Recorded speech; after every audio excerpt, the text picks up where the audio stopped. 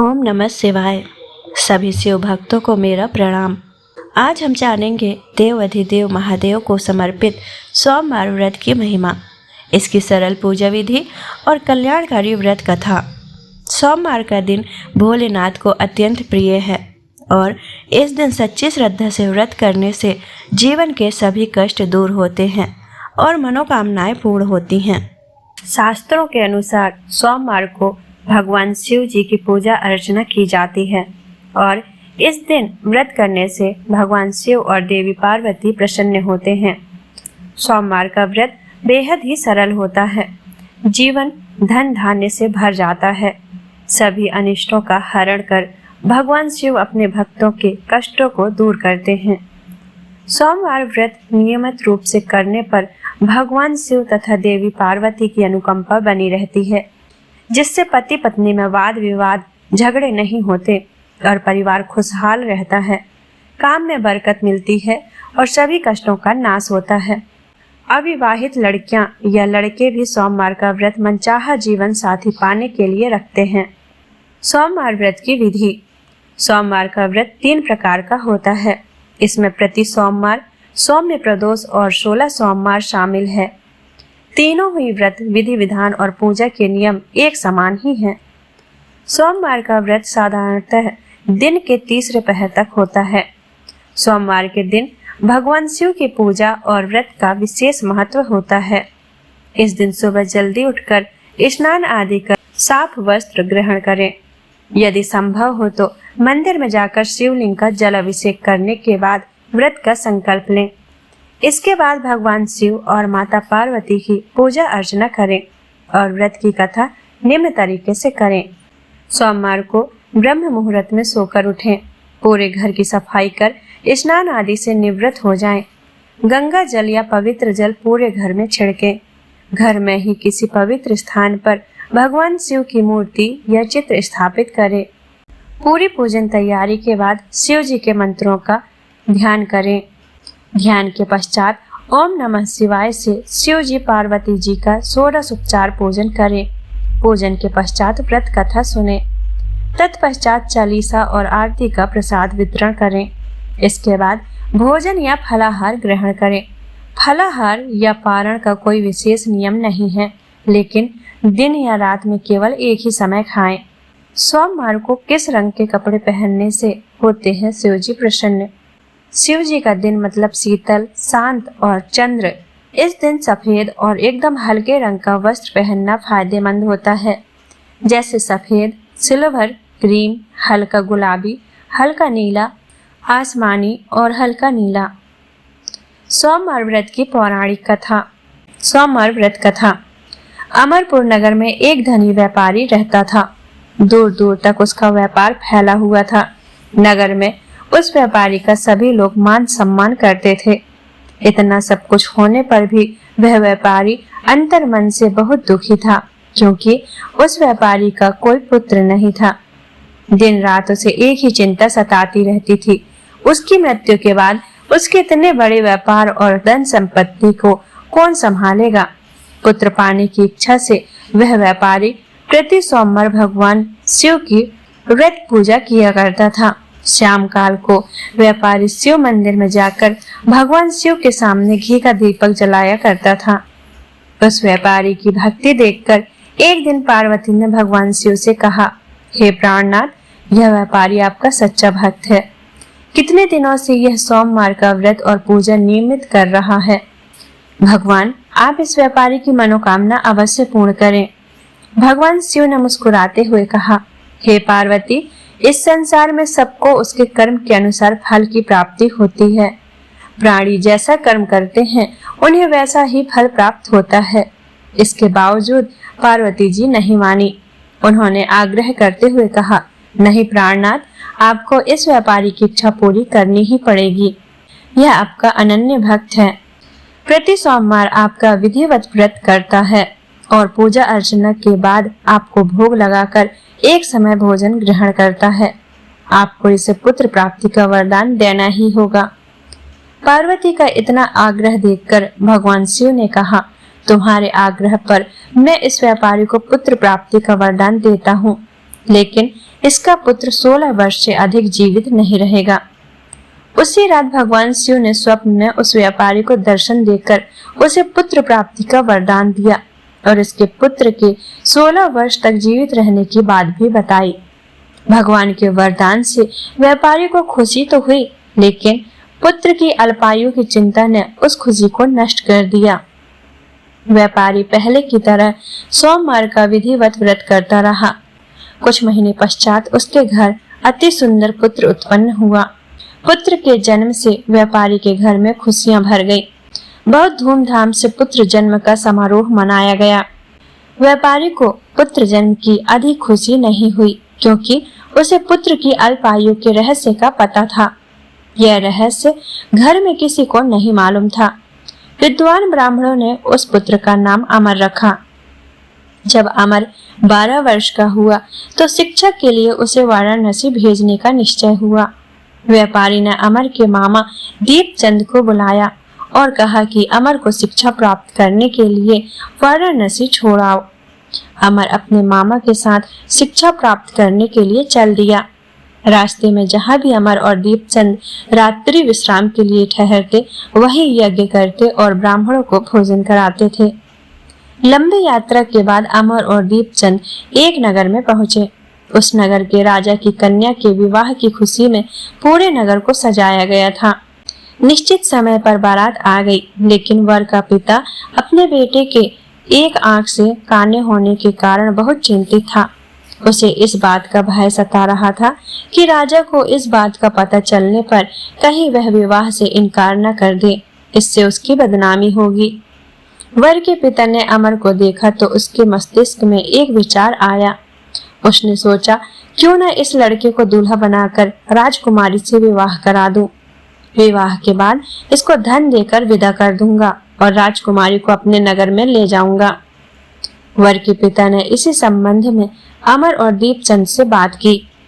दीपचंद ने धन मिलने के लालच में वर के पिता की बात स्वीकार कर ली। अमर को दूल्हे के वस्त्र पहनाकर राजकुमारी चंद्रिका से विवाह करा दिया गया। राजा ने बहुत सा धन देकर राजकुमारी को विदा किया। अमर जब लौट रहा था तो सच नहीं छिपा सका और उसने राजकुमारी की ओढ़नी पर लिख दिया, राजकुमारी चंद्रिका, तुम्हारा विवाह तो मेरे साथ हुआ था। मैं तो वाराणसी में शिक्षा प्राप्त करने जा रहा हूँ। अब तुम्हें जिस नवयुवक की पत्नी बनना पड़ेगा वह कान्हा है। जब राजकुमारी ने अपनी ओढ़नी पर लिखा हुआ पढ़ा तो उसने काने लड़के के साथ जाने से इनकार कर दिया। राजा ने सब बातें जानकर राजकुमारी को महल में रख लिया। उधर अमर अपने मामा दीपचंद के साथ वाराणसी पहुंच गया। अमर ने गुरुकुल में पढ़ना शुरू कर दिया। जब अमर की आयु 16 वर्ष पूरी हुई तो उसने एक यज्ञ किया। यज्ञ की समाप्ति पर ब्राह्मणों को भोजन कराया और खूब अन्न वस्त्र दान किए। रात को अमर अपने शयन कक्ष में सो गया। शिव के वरदान के अनुरूप शयन अवस्था में ही अमर के प्राण पखेरु उड़ गए। सूर्योदय पर मामा अमर को मृत देखकर रोने पीटने लगे। आसपास के लोग भी एकत्र होकर दुख प्रकट करने लगे। मामा के रोने विलाप करने के स्वर समीप से गुजरते हुए भगवान शिव और माता पार्वती ने भी सुने। पार्वती जी ने भगवान से कहा, प्राणनाथ, मुझसे इसके रोने के स्वर सहन नहीं हो रहे, आप इस व्यक्ति के कष्ट अवश्य दूर करें। भगवान शिव ने पार्वती जी के साथ अदृश्य रूप में समीप जाकर अमर को देखा तो पार्वती जी से बोले, पार्वती, यह तो उसी व्यापारी का पुत्र है। मैंने इसे 16 वर्ष की आयु का वरदान दिया था। इसकी आयु तो पूरी हो गई। पार्वती जी ने फिर भगवान शिव से निवेदन किया, हे प्राणनाथ, आप इस लड़के को जीवित करें, नहीं तो इसके माता पिता पुत्र की मृत्यु के कारण रो रो कर अपने प्राणों का त्याग कर देंगे। इस लड़के का पिता तो आपका परम भक्त है, वर्षों से सोमवार का व्रत करते हुए आपको भोग लगा रहा है। पार्वती के आग्रह करने पर भगवान शिव ने उस लड़के को जीवित होने का वरदान दिया और कुछ ही पल में वह जीवित होकर उठ बैठा। शिक्षा समाप्त करके अमर मामा के साथ अपने नगर की ओर चल दिया। दोनों चलते हुए उसी नगरी में पहुंचे जहां अमर का विवाह हुआ था। उस नगर में भी अमर ने यज्ञ का आयोजन किया। समीप से गुजरते हुए नगर के राजा ने यज्ञ का आयोजन देखा। राजा ने अमर को तुरंत पहचान लिया। यज्ञ समाप्त होने पर राजा अमर और उसके मामा को महल में ले गया और कुछ दिन उन्हें महल में रखकर बहुत सा धन वस्त्र देकर राजकुमारी के साथ विदा किया। रास्ते में सुरक्षा के लिए राजा ने बहुत से सैनिकों को भी साथ भेजा। दीपचंद ने नगर में पहुंचते ही एक दूत को घर भेजकर अपने आगमन की सूचना भेजी। अपने बेटे अमर के जीवित वापस लौटने की सूचना से व्यापारी बहुत प्रसन्न हुआ। व्यापारी ने अपनी पत्नी के साथ स्वयं को एक कमरे में बंद कर रखा था। भूखे प्यासे रहकर व्यापारी और उसकी पत्नी बेटे की प्रतीक्षा कर रहे थे। उन्होंने प्रतिज्ञा कर रखी थी कि यदि उन्हें अपने बेटे की मृत्यु का समाचार मिला तो दोनों अपने प्राण त्याग देंगे। व्यापारी अपनी पत्नी और मित्रों के साथ नगर के द्वार पर पहुंचा। अपने बेटे के विवाह का समाचार सुनकर पुत्रवधू राजकुमारी चंद्रिका को देखकर उसकी खुशी का ठिकाना न रहा। उसी रात भगवान शिव ने व्यापारी के स्वप्न में आकर कहा, हे श्रेष्ठी, मैंने तेरे सोमवार के व्रत करने और व्रत कथा सुनने से प्रसन्न होकर तेरे पुत्र को लंबी आयु प्रदान की है। व्यापारी बहुत प्रसन्न हुआ। सोमवार का व्रत करने से व्यापारी के घर में खुशियां लौट आई। शास्त्रों में लिखा है कि जो स्त्री पुरुष सोमवार का विधि व्रत करते और व्रत कथा सुनते हैं उनकी सभी इच्छाएं पूरी होती हैं। बोलिए शंकर भगवान की जय, माता पार्वती की जय। शिव जी की पूजा में ना करें ये गलतियां। सोमवार को भगवान शिव की पूजा की जाती है और इस दिन व्रत करने से भगवान खुश होकर भक्तों की मनोकामना पूर्ण करते हैं। लेकिन शिव जी की पूजा में भूलकर भी ऐसी गलती ना करें। शिव जी की पूजा में दूध का जल अभिषेक किया जाता है। ध्यान रखें, गलती से भी तांबे के लोटे में दूध ना डालें। तांबे के बर्तन में दूध डालने से दूध संक्रमित हो जाता है और चढ़ाने योग्य नहीं रहता। शिवलिंग पर दूध, दही, शहद या कोई भी वस्तु चढ़ाने के बाद जल जरूर चढ़ाएं, तभी जल अभिषेक पूर्ण होता है। शास्त्रों के अनुसार शिवलिंग पर कभी भी रोली व सिंदूर की तिलक नहीं करना चाहिए। शिवलिंग पर हमेशा चंदन का ही तिलक करें। भगवान शिव के मंदिर में परिक्रमा करते वक्त ध्यान रखें कि कभी भी पूरी परिक्रमा ना लगाएं। जहां से दूध बहता है वहां रुक जाएं और वापस घूम जाएं। सोमवार व्रत के उद्यापन विधि। सुबह उठकर नित्य कर्म से निवृत्त हो स्नान करें। स्नान के बाद हो सके तो सफेद वस्त्र धारण करें। पूजा स्थल को गंगा जल से जरूर शुद्ध करें। पूजा स्थल पर केले के 4 खंभे के द्वार चौकोर मंडप बना लें। चारों ओर से फूल और बंधनवार से सजाएं। पूर्व की ओर मुख करके आसन पर बैठ जाएं और साथ में पूजा सामग्री भी रख लें। आटे या हल्दी की रंगोली डालें और उसके ऊपर चौकी या लकड़ी के पटरे को मंडप के बीच में रखें। इसके बाद चौकी पर साफ और कोरा सफेद वस्त्र बिछाएं। उस पर शिव पार्वती जी की प्रतिमा या फिर फोटो को स्थापित करें। चौकी पर किसी पात्र में रखकर चंद्रमा को भी स्थापित करें। सबसे पहले अपने आप को शुद्ध करने के लिए पवित्रीकरण जरूरी है। हाथ में जल लेकर अपने ऊपर छिड़कें। पूजा की सामग्री और आसन को भी जल मंत्र उच्चारण के साथ जल छिड़ककर मंत्र शुद्ध कर लें। उद्यापन के लिए पूजा सामग्री: शिव व पार्वती जी की प्रतिमा, चंद्रदेव की मूर्ति या चित्र, चौकी या लकड़ी का पटरा, अक्षत, पान, डंडी सहित सुपारी, ऋतुफल, यज्ञोपवीत, हल्दी से रंगा हुआ, रोली, मौली, धूप, कपूर, रुई पत्ती के लिए पंचामृत, गाय का कच्चा दूध, दही, घी, शहद एवं शर्करा मिला हुआ, छोटी इलायची, लौंग, पुष्पमाला 2 सफेद एवं 1 लाल, चंदन सफेद एवं लाल, कुमकुम, गंगा जल, आचमनी, वस्त्र 1 लाल एवं 3 सफेद, पंचपात, पुष्प, लोटा, नैवेद्य, आरती के लिए थाली, मिट्टी का दीपक, कुशासन, खुले रुपये, चौकी या लकड़ी का पटरा, केले के खंभे, केले का तना सहित पत्ता, आम का पत्ता। सावन सोमवार व्रत उद्यापन विधि। सबसे पहले आज के दिन आप दैनिक कार्यों से निवृत्त हो स्वच्छ और धुले हुए कपड़े पहनकर भगवान गणपति की आराधना करें और गणपति मंत्र के साथ भगवान गणपति का आवाहन करें। इसके बाद होम या हवन करें और हो सके तो आप इस हवन में काले तिल का प्रयोग करें। इसके साथ महामृत्युंजय मंत्र की कम से कम 1 माला जप करें तथा पूजा के बाद जरूरतमंद व्यक्ति को वस्त्र तथा दक्षिणा का दान दें। उद्यापन के दिन स्नान के बाद सफेद वस्त्र धारण करना उचित माना जाता है और इन्हीं वस्त्रों में भगवान की पूजा करनी चाहिए। पूजा के लिए चौकी या वेदी तैयार करें और उसे केले के पत्तों और सुंदर फूलों से सजाएं। स्वयं या पुरोहित तथा किसी विद्वान आचार्य द्वारा इस चौकी पर भगवान भोलेनाथ, माता पार्वती और भगवान गणपति, नंदी व चंद्रदेव की प्रतिमा स्थापित करें और फिर गंगा जल से स्नान कराने के बाद चंदन, रोली और अक्षत का टीका लगा दें। भगवान को फूल माला अर्पित करें और उन्हें पंचामृत का भोग लगाएं।